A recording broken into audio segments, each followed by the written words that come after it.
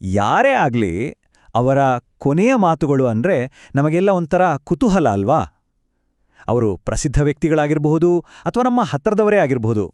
ತಮ್ಮ ಕೊನೆ ಕ್ಷಣಗಳಲ್ಲಿ ಅವರು ಏನ್ ಹೇಳಿದ್ರು ಅಂತ ತಿಳ್ಕೋಬೇಕು ಅನ್ನೋದು ಮನುಷ್ಯನ ಸಹಜ ಗುಣ. ಯಾಕೆಂದ್ರೆ ಆ ಮಾತುಗಳಲ್ಲಿ ಅವರ ಇಡೀ ಜೀವನದ ಸಾರ, ಬುದ್ಧಿವಂತಿಕೆ ಅಥವಾ ವಿಷಾದ ಕೂಡ ಅಡಗಿರಬಹುದು. ಉದಾಹರಣೆಗೆ ಆಸ್ಕರ್ ವೈಲ್ಡ್ ಹೇಳಿದೆ ಈ ಮಾತು ನೋಡಿ. ಎಂಥ ಗಂಭೀರ ಸನ್ನಿವೇಶದಲ್ಲಿಯೂ ಅವರ ವ್ಯಕ್ತಿತ್ವ ಹೇಗಿತ್ತು ಅನ್ನೋದನ್ನೇ ಇದು ತೋರಿಸುತ್ತೆ. ಈ ರೀತಿ ಕೊನೆಯ ಮಾತುಗಳು ಒಬ್ಬ ವ್ಯಕ್ತಿಯ ಜೀವನಕ್ಕೆ ಬರೆದ ಕೊನೆಯ ಅಡಿಬರಹದ ಹಾಗೆ ಇರ್ತವೆ. ಹಾಗಾದ್ರೆ ಈ ಕೊನೆ ಮಾತುಗಳ ಬಗ್ಗೆ ನಮಗ್ಯಾಕೆ ಇಷ್ಟೊಂದು ಆಸಕ್ತಿ? ಬಹುಶಃ ಆ ಮಾತುಗಳಲ್ಲಿ ಒಂದು ಪ್ರಾಮಾಣಿಕವಾದ ಆಳವಾದ ಸತ್ಯ ಇರುತ್ತೆ ಅನ್ನೋ ನಂಬಿಕೆ ಇರ್ಬೋದು. ಇದೇ ಹಿನ್ನೆಲೆಯಲ್ಲಿ ಇವತ್ತು ನಾವು ಇತಿಹಾಸದಲ್ಲೇ ಅತ್ಯಂತ ಹೆಚ್ಚು ಚರ್ಚೆಗೆ ಒಳಗಾದ 7 ಅಂತಿಮ ನುಡಿಗಳ ಬಗ್ಗೆ ಆಳವಾಗಿ ತಿಳಿದುಕೊಳ್ಳೋಣ. ಕ್ರಿಸ್ತನನ್ನ ಶಿಲುಬೆಗೇರಿಸಿದ ಆ ಸನ್ನಿವೇಶ ಅದು ಕೇವಲ ಒಂದು ಶಿಕ್ಷೆ ಆಗಿರಲಿಲ್ಲ. ಫಾದರ್ ರಾಜರ್ ಲ್ಯಾಂಡ್ರಿ ಅವರ ಪ್ರಕಾರ ಅದು ಶಿಲುಬೆಯ ಮೇಲಿಂದಲೇ ನೀಡಿದ ಒಂದು ಅಂತಿಮ ಧರ್ಮೋಪದೇಶ. ಕೇವಲ 7 ಮಾತುಗಳ ಮೂಲಕ ಜೀಸಸ್ ತನ್ನ ಇಡೀ ಹೃದಯವನ್ನೇ ಜಗತ್ತಿನ ಮುಂದೆ ತೆರೆದಿಟ್ರು. ಶಿಲುಬೆ ಮೇಲೆ ಮಾತಾಡೋದಂದ್ಲೇ ಅದೆಷ್ಟು ಕಷ್ಟ ಅಂತ ನಾವು ಅರ್ಥ ಮಾಡ್ಕೊಳ್ಳೋದು ತುಂಬಾನೇ ಮುಖ್ಯ. ಯಾಕಂದ್ರೆ ಶಿಲುಬೆಗಿರಿಸಲ್ಪಟ್ಟ ವ್ಯಕ್ತಿಗೆ ಉಸಿರು ತಗೊಳ್ಳೋದೇ ಒಂದು ದೊಡ್ಡ ಹೋರಾಟ ಆಗಿರುತ್ತೆ. ಪ್ರತಿ ಸಲ ಮಾತಾಡಬೇಕು ಅಂದ್ರೂ ಮೊಳೆ ಹೊಡೆದ ಕಾಲುಗಳ ಮೇಲೆ ಇಡೀ ದೇಹದ ಭಾರ ಹಾಕಿ ಮೇಲೆ ಕೆದ್ದು ಶ್ವಾಸಕೋಶಕ್ಕೆ ಗಾಳಿ ತುಂಬಿಸ್ಬೇಕಾಗಿತ್ತು.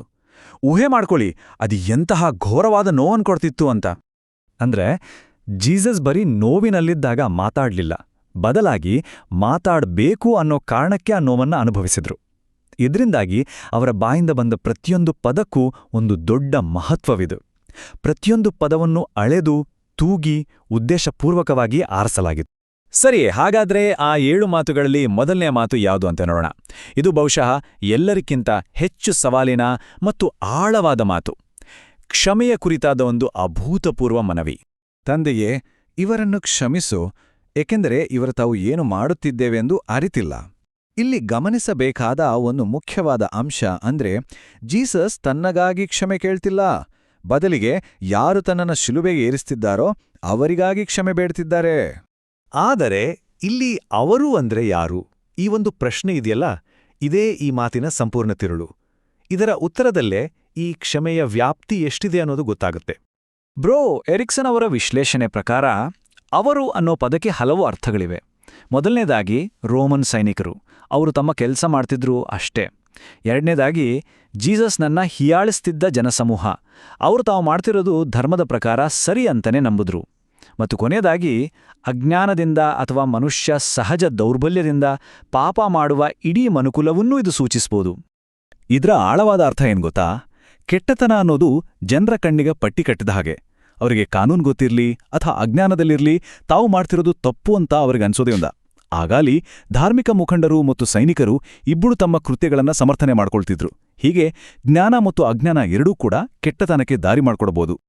ಕೊನೆಗೆ ತನ್ನ ಅಂತಿಮ ಕ್ಷಣಗಳಲ್ಲಿ ಜೀಸಸ್ ಆ ಘೋರ ಕೃತ್ಯದಾಚೆ ನೋಡಿ ತನ್ನನ್ನ ಹಿಂಸಿಸ್ತಿದ್ದವರಲ್ಲೂ ಮನುಷ್ಯತ್ವವನ್ನೇ ಕಂಡ್ರು. ಇಂತಹ ತೀವ್ರವಾದ ನೋವಿನಲ್ಲೂ ಈ ರೀತಿ ಕ್ಷಮಿಸಬೇಕು ಅಂದ್ರೆ ಅದಕ್ಕೆ ಅಪಾರವಾದ ಸಹಾನುಭೂತಿ ಬೇಕು. ಮೊದಲನೇ ಮಾತಿನ ಬಗ್ಗೆ ಇಷ್ಟೆಲ್ಲ ನೋಡಿದ್ವಿ ಅಲ್ವಾ? ಈಗ ಉಳಿದ 6 ಮಾತುಗಳು ಹೇಗೆ ಒಂದು ಸಂಪೂರ್ಣ ಸಂದೇಶವನ್ನ ಕೊಡುತ್ತೆ ಅಂತ ನೋಡೋಣ. ಉಳಿದ ಮಾತುಗಳು ಒಂದು ಕಥೆಯನ್ನೇ ಹೇಳ್ತವೆ. ಇದು ಶುರುವಾಗೋದೇ ಪಶ್ಚಾತ್ತಾಪಪಟ್ಟ ಕಳ್ಳನಿಗೆ ಮೋಕ್ಷದ ಭರವಸೆ ಕೊಡೋ ಮೂಲಕ. ನಂತರ ತನ್ನ ತಾಯಿ ಮತ್ತು ಶಿಷ್ಯನ ನಡುವೆ ಒಂದು ಹೊಸ ಸಂಬಂಧವನ್ನು ಸ್ಥಾಪಿಸ್ತಾರೆ. ನನ್ನ ದೇವರೇ ನನ್ನನ್ನು ಏಕೆ ಕೈಬಿಟ್ಟಿದ್ದೀ ಅನ್ನೋ 4ನೇ ಮಾತಿನಲ್ಲಿ ತೀವ್ರವಾದ ಸಂಕಟ ಮತ್ತು ಒಂಟಿತನ ವ್ಯಕ್ತವಾಗುತ್ತೆ. ನನಗೆ ಬಾಯಾರಿಕೆಯಾಗಿದೆ ಎಂಬ 5ನೇ ಮಾತು ಅವರ ಮಾನವೀಯತೆಯನ್ನ ನೆನಪಿಸುತ್ತೆ.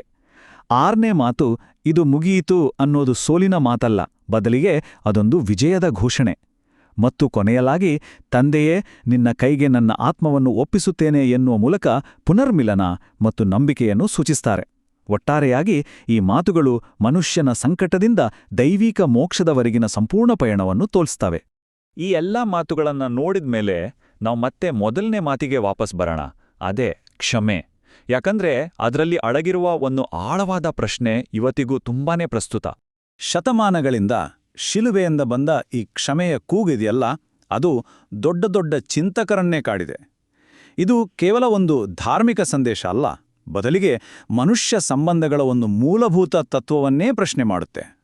ಹಾಗಾದ್ರೆ ಈ ಇಡೀ ವಿಶ್ಲೇಷಣೆ ನಮ್ಮುಂದೆ ಒಂದು ದೊಡ್ಡ ಪ್ರಶ್ನೆಯನ್ನ ಇಡುತ್ತೆ. ತಾವು ಮಾಡಿದ್ದು ತಪ್ಪು ಅಂತಾನೆ ಗೊತ್ತಿಲ್ದವರನ್ನ ಕ್ಷಮಿಸೋದು ಅಂದ್ರೆ ನಿಜವಾಗ್ಲೂ ಏನು? ಈ ಪ್ರಶ್ನೆ ಕ್ಷಮೆ ಅಂದ್ರೆ ಏನು ಅನ್ನೋದನ್ನೇ ನಾವು ಮತ್ತೊಮ್ಮೆ ಯೋಚಿಸುವಂತೆ ಮಾಡುತ್ತೆ ಮತ್ತು ನಮ್ಮ ದಿನನಿತ್ಯದ ಜೀವನದಲ್ಲಿ ಅದರ ನಿಜವಾದ ಅರ್ಥವನ್ನ ಹುಡುಕಲು ಪ್ರೇರೇಪಿಸುತ್ತೆ.